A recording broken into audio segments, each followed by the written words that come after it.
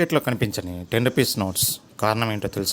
నాకు తెలీదమ్మా. దేశంలో currency note print చేసే సంస్థ note print private limited security printing corporation ద్వారా జరుగుతుంది. వీరిచ్చిన నివేదిక ప్రకారం 2019-2020 ఆర్థిక సంవత్సరంలో 147 కోట్ల 10 రూపాయల నోట్లను ముద్రించారు. 2021-2022 ఆర్థిక సంవత్సరంలో 75 కోట్ల 10 రూపీస్ నోట్లను మాత్రమే ముద్రించారు.